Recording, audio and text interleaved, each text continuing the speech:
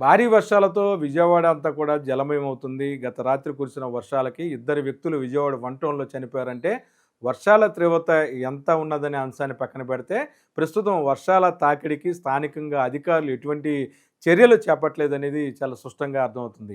Vijayawada one town ప్రాంతంలో ఎప్పుడు కూడాను వర్షం వస్తే నీరు ఆగిపోయే పరిస్థితి ఉన్న నేపథ్యంలో, మరమ్మతులు చేస్తున్న సందర్భంగా ఇద్దరు వ్యక్తులు చనిపోయిన అంశాన్ని ఈరోజు వైసీపీ నేతలు తీవ్రంగా కూడాను మండిపడ్డారు. స్థానిక అధికారుల తీరుపై కూడాను వారు ప్రశ్నించడం జరిగింది.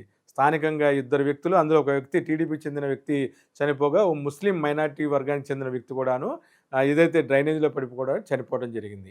ఆంధ్రప్రదేశ్‌లో వర్షాలు విపరీతంగా కురిసే అవకాశాలు ఉంది. ఈ 3 రోజులు కూడాను భారీ వర్షాలు కురుస్తున్న నేపథ్యంలో ప్రజలు అప్రమత్తంగా ఉండాలని చెప్పి కూడాను స్థానికంగా ప్రజలను ఉద్దేశించి వాతావరణ శాఖ హెచ్చరికలు జారీ చేసింది.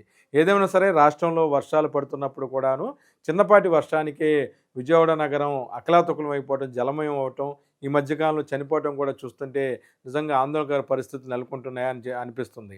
ఆంధ్రప్రదేశ్‌లో అమరావతికి విజయవాడ ప్రధాన నగరంగా ఉన్న నేపథ్యంలో ప్రతి ఒక్క మంత్రులు, ముఖ్యమంత్రులు అందరూ కూడా ఈ ప్రాంతం ద్వారా వెళ్తున్న నేపథ్యంలో 3 దశాబ్దాలు, 4 దశాబ్దాల పైగా అభివృద్ధి పనులు జరుగుతూనే ఉన్నా సరే, ఇప్పటికే డ్రైనేజీ, వాటర్‌కి సంబంధించిన సమస్య పరిష్కారం కాని పరిస్థితి నెలకొనడం నిజంగా దారుణమైన పరిస్థితి అని చెప్పొచ్చు.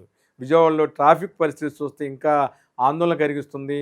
మామూలు టైంలోనే ట్రాఫిక్కు ఎవరు కూడా బెంజ్ సర్కిల్ గానీ, కొన్ని ప్రాంతాల్లో ఎళ్ళలేని పరిస్థితి నెలకొంది. మరోపక్కన భారీ వర్షాలతో రోడ్లన్నీ జలమయం అవ్వటం, విద్యార్థులు తీవ్ర ఇబ్బందులు పడే పరిస్థితులొచ్చాయి.